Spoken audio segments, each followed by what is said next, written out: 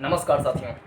मरण और स्मरण में केवल आधे सा का अंतर होता है, लेकिन अगर कोई व्यक्ति जीवन पर्यंत अपने सिद्धांतों, आदर्शों, नैतिक मूल्यों पर अगर चलता रहे तो उसके मरण के 100 साल बाद भी उसको याद किया जाता है। उसी में से एक थे लोकमान्य बाल गंगाधर तिलक।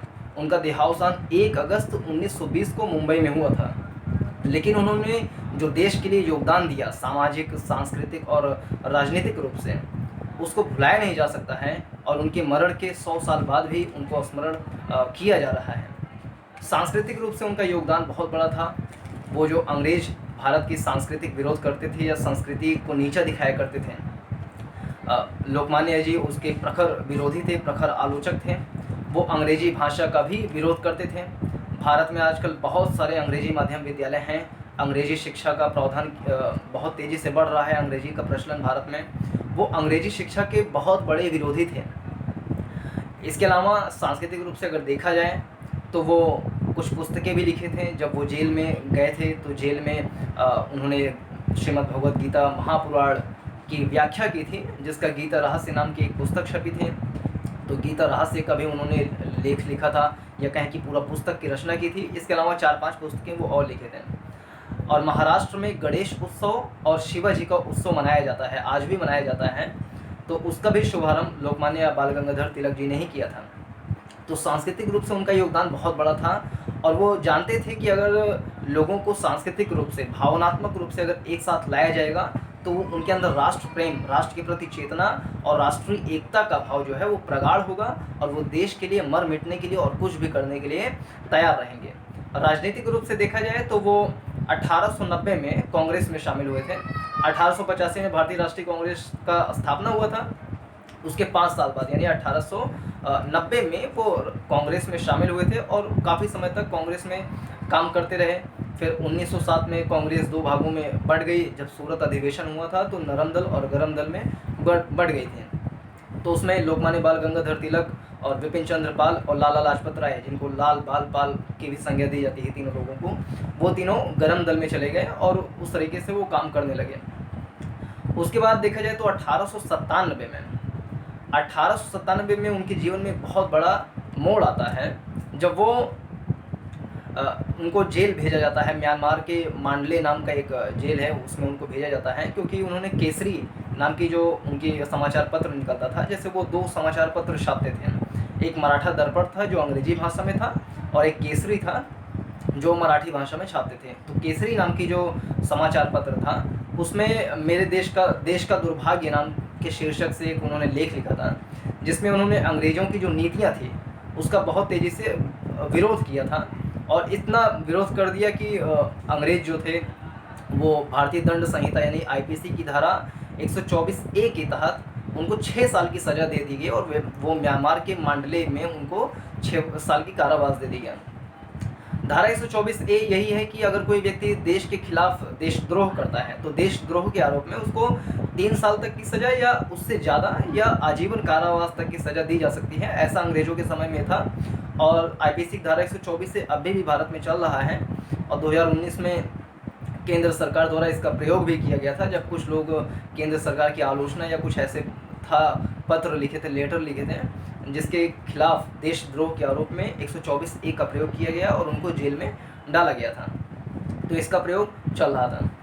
जेल में जब वो मांडले जेल में थे म्यांमार में, उस समय वो उसका नाम बर्मा था म्यांमार का, तो वो अंग्रेज़ों से कहते थे कि हमें पढ़ने के लिए कुछ चीज़ें प्रोवाइड की जाएँ, लेकिन उनको दिया नहीं जाता था।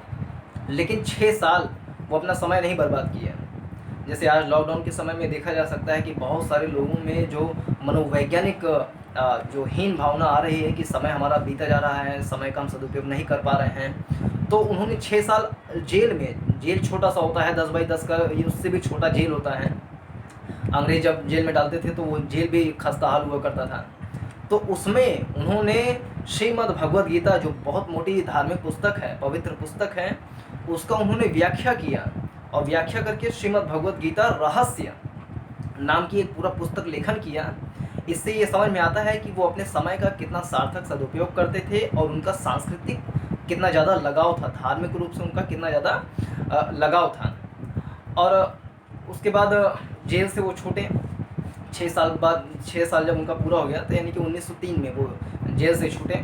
और 1903 में भी उन्होंने कुछ पुस्तक लिखी भी थी उस समय में भी। तो उसके बाद 1907 में भारतीय राष्ट्रीय कांग्रेस का 2 भागों में विभक्त हो गया, तो वो गरम दल में चले गए थे, क्योंकि उनका जो वो प्रखर स्वराजवादी थे, जैसे उनका नारा भी था कि स्वराज हमारा जन्मसिद्ध अधिकार है और हम इसको लेकर रहेंगे।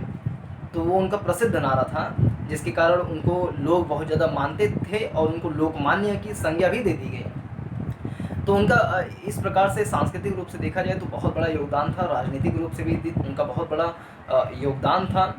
और वो मानते थे, उनका प्रखर उनका जो टिप्पणी इस पर था कि अगर हमें सामाजिक रूप से परिवर्तन करना है, सोशल चेंजेस करना है, तो जो नेता हैं उनको अपने जीवन में उसको सबसे पहले उतारना पड़ेगा। जैसे महात्मा गांधी जी भी थे, वो अगर कोई चीज़ बोलते थे तो उसको सबसे पहले वो अपने जीवन में उतारते भी थे। जैसे उन्होंने कहा कि हमें स्वच्छता का ध्यान रखना है, स्वच्छता करना है, तो वो अपना खुद जो शौचालय हुआ करता था वो खुद अपने हाथ से उसको साफ किया करते थे। तो इस प्रकार से उनका मानना था कि अगर हमें सामाजिक रूप से परिवर्तन करना है तो नेता को भी सबसे पहले परिवर्तित होना पड़ेगा। और इसके लिए उन्होंने अपना प्रत्यक्ष रूप से अपना भी एग्जाम्पल पेश किया। जैसे 25 मार्च 1918 को महाराष्ट्र में एक दलित कार्यक्रम था, उसमें वो गए थे, जिसमें उन्होंने कहा था कि अगर कोई ईश्वर अस्पृश्यता यानी जो छुआछूत होता है उसको सही मानता है तो मैं उस ईश्वर को नहीं मानता हूँ। और ये उस समय के लिए बहुत बड़ी बात थी। अगर कोई उस समय इस तरह की बातें बोले तो बहुत बड़ी बात थी, लेकिन उन्होंने फिर भी ये चीज़ बोला क्योंकि उनका इस बात पे प्रबल समर्थन वो थे इस बात के लिए कि हमें दलित का जो है इस प्रकार से शोषण नहीं किया जाना चाहिए, उनको निचली जाति कह करके उनको प्रताड़ित या उनको उत्पीड़न नहीं किया जाना चाहिए। उन्होंने खुद भी कई सारे कार्यक्रम में दलित लोगों के साथ बैठ करके भोजन का भी स्वाद लिया था, भोजन किए थे पंक्ति में बैठ करके।